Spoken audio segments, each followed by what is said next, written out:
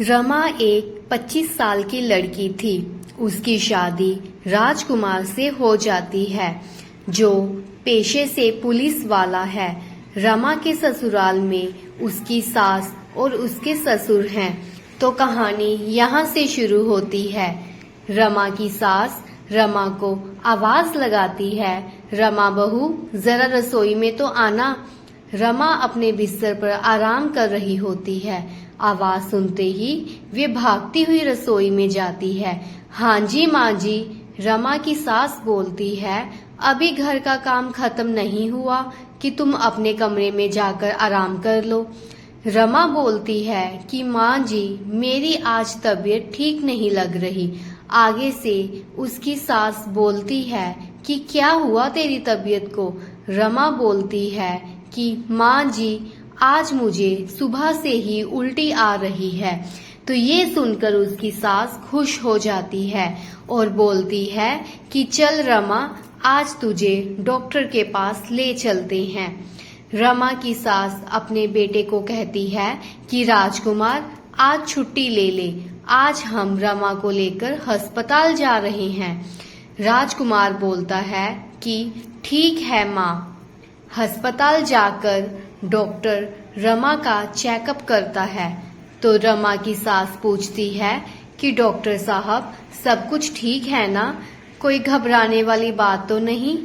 Doctor कहता है कि घबराने वाली तो कोई भी बात नहीं है, रमा को बेड रेस्ट की जरूरत है, क्योंकि रमा बहुत कमजोर है। इसके खाने पीने का भी ध्यान रखना होगा आपको। अस्पताल से वापस घर आ जाते हैं। शाम को रमा के ससुर जी अपनी पत्नी से बात करते हैं कि रमा के बारे में डॉक्टर ने क्या कहा। तो वे आगे से बोलती है कि बोल रहे थे डॉक्टर साहब कि रमा को पूरी रेस्ट दो। फिर आगे से उसकी सास बोलती है कि हमारे जमाने में तो ऐसा नहीं था, हमारी सास तो पूरा हमसे काम करवाती थी और खाने को जो कुछ बन पाता था वो ही हमें देती थी, कभी भी अलग से कुछ खाने को नहीं दिया, और बच्चे भी ऊपर से एकदम तगड़े होते थे। ये सुनकर रमा अपने कमरे में चली जाती है और रोने लग जाती है। जैसे तैसे करके 5 महीने बीत जाते हैं।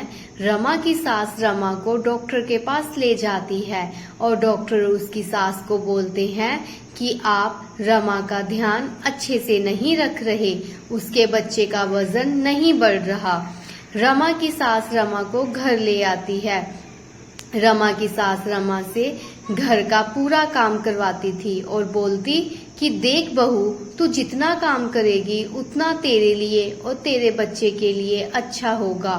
रमा बेचारी आगे से कुछ नहीं बोलती और हाँ जी माँ जी कहकर सिर हिला देती। अब रमा का 9वां महीना शुरू हो गया था।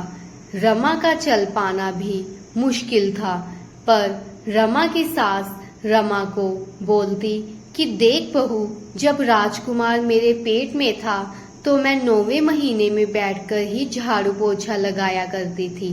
रमा बोलती कि माँ जी, मुझसे तो चला भी नहीं जा रहा और आप बोल रही हैं कि काम कर। रमा की सास बोलती है कि देख बहू, मैं तेरी दुश्मन नहीं हूँ, मैं भी तो तेरा भला ही चाहती हूँ, जैसा मैं कह रही हूँ वैसा ही कर। रमा रोते रोते बैठकर पोछे लगाना शुरू कर देती है तो उसको अचानक से ही दर्द उठने शुरू हो जाते हैं। तो उसकी सास बोलती है कि रमा बहू, तू काम करती रहे, कुछ नहीं होगा। इतने में रमा के ससुर जी आ जाते हैं और बोलते हैं, कैसी सास है तू, तुझे अपनी बहू का दर्द भी नहीं देखा जा रहा। तो वे बोलती है कि आप चुप रहिए, आपको कुछ भी नहीं पता। रमा के ससुर जी रमा को उठाते हैं और उसे उसके कमरे में ले जाते हैं। तभी रमा की सास रमा की डिलीवरी घर पर ही करवाने की सोचती है। तो राजकुमार बोलता है कि जैसा आप ठीक समझे माँ। रमा की सास पास वाली एक नर्स को बुला लाती है। नर्स जब रमा की हालत देखती है तो वे रमा की सास को बोलती है कि आप जल्दी से ही रमा को डॉक्टर के पास ले जाएं। रमा की सास बोलती है कि हमें डिलीवरी घर पर ही करवानी है। तो नर्स आगे से कुछ नहीं बोलती और वे अपना काम करना शुरू कर देती है। कुछ ही देर बाद रमा एक बच्चे को जन्म देती है, पर बच्चा मरा हुआ पैदा होता है। ये देखकर रमा की सास रोने लग जाती है और बोलती है कि ये क्या हो गया मुझसे, इतना बड़ा पाप कैसे हो गया मुझसे, मैंने ये क्या कर दिया। रमा के ससुर जी और उसका बेटा राजकुमार कहते हैं कि आपने ये ठीक नहीं किया, आप सिर्फ अपने समय की बातें सुनाकर रमा से काम करवाती रही, पर उस बेचारी ने अपने मुंह से आह तक नहीं की। आप हमारे दोषी नहीं हैं, जो भी कहना है आप रमा से कहिए। रमा की सास रमा के पैर पकड़ लेती है और उसे बोलती है कि बहू, मुझसे बहुत बड़ी गलती हो गई, मुझे माफ कर दे, मैं तेरा दर्द नहीं समझ पाई। रमा अपनी सास के हाथ पकड़ लेती है और बोलती है, माँ जी, आपको अपनी गलती का एहसास हो गया, मेरे लिए इतना ही काफी है। आप तो मेरी माँ सम्मान हो, आपने जो किया मेरे भले के लिए किया, मेरी जो किस्मत में लिखा था मुझे वो ही मिलना था। रमा की सास रमा को अपने गले लगा लेती है। तो फ्रेंड्स, ऐसी और वीडियोस देखने के लिए प्लीज मेरे चैनल को सब्सक्राइब जरूर कीजिएगा। धन्यवाद।